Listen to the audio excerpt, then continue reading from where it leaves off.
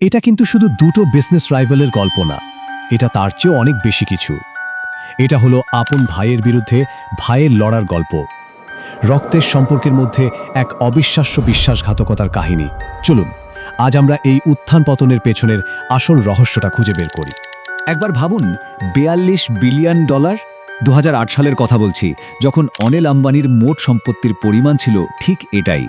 তিনি তখন বিশ্বের 6 নম্বর ধনী ব্যক্তি, এমনকি তার বড় ভাই মুকেশ আম্বানির থেকেও বেশি ধনী ছিলেন তিনি। কিন্তু এর মাত্র কয়েক বছর পরেই লন্ডনের এক আদালতে অনিল আম্বানিকে বলতে হলো তার মোট সম্পত্তির পরিমাণ 0। হ্যাঁ, ঠিকই শুনছেন, 0। তো প্রশ্নটা হলো, $42 বিলিয়ন একটা আস্ত সাম্রাজ্য কিভাবে এভাবে হাওয়ায় মিলিয়ে গেল? কি এমন হয়েছিল? চলুন এই পতনের পেছনের কারণগুলো এক এক করে খুঁজে দেখি। আচ্ছা, এই গল্পের শুরুটা কিন্তু অনেক আগে, সেই 1886 সাল থেকে, যখন তাদের বাবা ধীরুভাই আম্বানি হঠাৎ স্ট্রোকে আক্রান্ত হন। আর ঠিক তখন থেকেই দুই ভাই মানে মুকেশ আর অনিল তাদের বিশাল পারিবারিক ব্যবসায় আস্তে আস্তে বড় দায়িত্ব নিতে শুরু করেন। কিন্তু দুই ভাইয়ের মধ্যে মিলের থেকে অমিলই ছিল বেশি, একদম যাকে বলে মুদ্রার এপিঠ ওপিঠ। মুকেশ ছিলেন একটু অন্তর্মুখী, মানে ক্যামেরার পেছনে থেকে ব্যবসার কঠিন দিকগুলো, অপারেশনস এসব সামলাতে বেশি পছন্দ করতেন। আর অনিল, তিনি ছিলেন ঠিক তার উল্টো, একদম বহির্মুখী, রিলায়েন্সের পাবলিক ফেস। জনসংযোগ, মার্কেটিং, লবিং এসব ছিল তার কাজ। তবে একটা কথা শোনা যায় যে বাবা ধীরুভাইয়ের ভরসাটা নাকি বড় ছেলে মুকেশের উপরই একটু বেশি ছিল। তাদের এই ভিন্নতা শুধু কাজেই না, ব্যক্তিগত জীবনেও কিন্তু স্পষ্ট ছিল। দেখুন, মুকেশ বিয়ে করলেন পরিবারের পছন্দে নীতা দালালকে। অন্যদিকে অনিল, তিনি বিয়ে করলেন তার ভালোবাসার মানুষ বলিউড স্টার টিনা মুনিমকে। আর এই বিয়েতে কিন্তু তার বাবার একদমই মত ছিল না। বলা যায় এই ঘটনাটা পরিবারে একটা দূরত্বেরও সৃষ্টি করেছিল। তো এই যে একটা চাপা বিভেদ ছিল, সেটা একেবারে সামনে চলে আসে 2002 সালে ধীরুভাই আম্বানির মৃত্যুর পর। পরিস্থিতি এতটাই জটিল হয়ে ওঠে যে শেষ পর্যন্ত 2005 সালে তাদের মা কোকিলাবেনকে হস্তক্ষেপ করতে হয় এবং তার তত্ত্বাবধানেই বিশাল রিলায়েন্স সাম্রাজ্য দুই ভাইয়ের মধ্যে ভাগ করে দেয়া হয়। আর এখানেই হয়তো অনিলের পতনের আসল বীজটা বোনা হয়ে গিয়েছিল। দেখুন, ভাগের সময় মুকেশ পেলেন সেই ব্যবসাগুলো যেগুলোকে বলে ক্যাশ কাউ, মানে তেল, গ্যাস, পেট্রোকেমিক্যালসের মতো ব্যবসা, যেখান থেকে অনবরত টাকা আসতে থাকে। আর অনিল কি পেলেন? তিনি পেলেন ক্যাশ হাংরি ব্যবসাগুলো, যেমন টেলিকম, পাওয়ার, ফিন্যান্স। এই ব্যবসাগুলোতে টিকে থাকতে গেলে আর বড় হতে গেলে ক্রমাগত প্রচুর টাকা ঢালতে হয়, আর ঝুঁকিও অনেক বেশি। শুধু তাই না, এই ভাগের সাথে একটা 10 বছরের নন কম্পিট চুক্তিও করা হয়েছিল, মানে এক ভাই অন্য ভাইয়ের ব্যবসায় ঢুকতে পারবে না। আপাত দৃষ্টিতে মনে হতে পারে যে এটা হয়তো শান্তি বজায় রাখার জন্য করা হয়েছিল, কিন্তু মজার ব্যাপার হলো এই চুক্তিটাই পরে তাদের মধ্যে ঝগড়ার সবচেয়ে বড় কারণ হয়ে দাঁড়ায়। এরপর শুরু হলো সেই দশক, যাকে বলা যেতে পারে যুদ্ধের দশক। এটা ছিল দুই ভাইয়ের মধ্যে একটা ঠান্ডা লড়াইয়ের সময়, যেখানে প্রত্যেকটা ব্যবসায়িক সিদ্ধান্ত ছিল আসলে একে অপরের বিরুদ্ধে ছোড়া এক একটা তীর। আর অনিলের জন্য খারাপ সময়টা আসতে কিন্তু খুব বেশি দেরি হলো না। দেখুন, 2008 সালে তার রিলায়েন্স পাওয়ারের বিশাল আইপিও বাজারে আসার প্রথম দিনেই মুখ থুবড়ে পড়ল। ঠিক ওই বছরই সাউথ আফ্রিকার টেলিকম কোম্পানি এমটিএনের সাথে একটা বড়সড় ডিল প্রায় হয়েই গেছিল, কিন্তু মুকেশের জন্য সেটাও ভেস্তে গেল। আর এর ঠিক 2 বছর পর 2010 সালে সেই বিখ্যাত গ্যাস ওয়ার কেসে সুপ্রিম কোর্টও অনিলের বিরুদ্ধেই রায় দিল।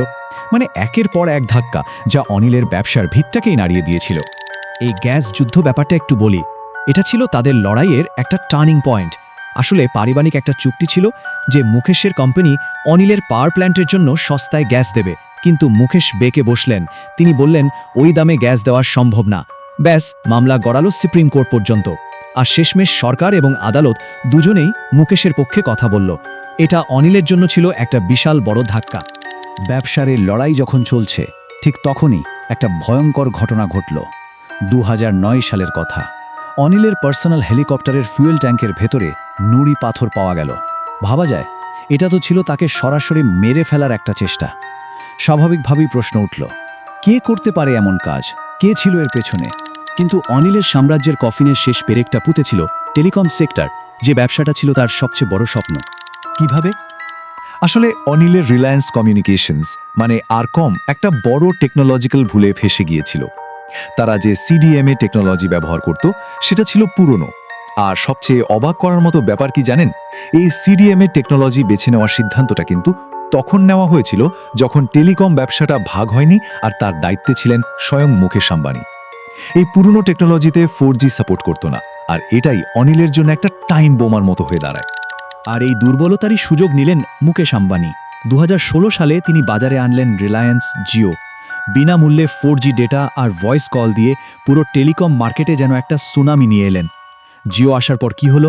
অনিলের আরকমের মার্কেট শেয়ার হু হু করে পড়তে শুরু করলো। ব্যাস, খেলা শেষ। এর পরের ঘটনাগুলো আরও করুন। আরকম বিশাল ঋণের বোঝায় ডুবে গেল। অনিল শেষ চেষ্টা হিসেবে কোম্পানির বাকি সম্পদ মুকেশের জিওর কাছেই বিক্রি করতে চাইলেন, কিন্তু সেই ডিলটাও হলো না। অবস্থা এতটাই খারাপ হলো যে এরিকসন কোম্পানির করা একটা মামলায় তার প্রায় জেল হয়ে যাচ্ছিল। আর ঠিক সেই সময় তাদের মায়ের অনুরোধে মুকেশ টাকা দিয়ে অনিলকে জেল যাওয়া থেকে বাঁচান। ব্যাস, এরপর অনিল আম্বানির বিশাল আর্থিক সাম্রাজ্যের পতনটা ছিল শুধু সময়ের অপেক্ষা। চলুন দেখি তারপর কি হলো। 2018 সাল নাগাদ হিসেব করে দেখা গেল অনিল আম্বানির সমস্ত কোম্পানি মিলিয়ে মোট ঋণের বোঝা দাঁড়িয়েছে 1720 বিলিয়ন রুপি, একটা অবিশ্বাস্য অঙ্ক।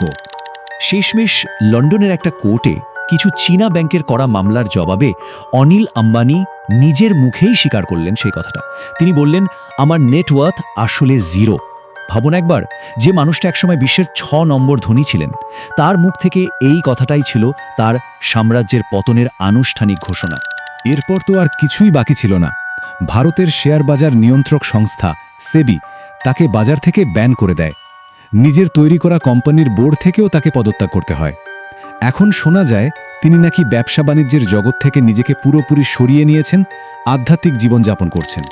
এই পুরো ঘটনাটা কিন্তু আমাদের একটা খুব বড় প্রশ্নের সামনে দাঁড় করিয়ে দেয়। কি হয় যখন আপনার সবচেয়ে বড় বিজনেস রাইভাল আপনার নিজেরই ভাই? যখন প্রতিযোগিতাটা পরিবারের ভেতরেই চলে আসে, তখন তার শেষটা ঠিক কতটা ভয়ঙ্কর হতে পারে? এই প্রশ্নটা আপনাদের জন্য রেখেই আজ শেষ করছি।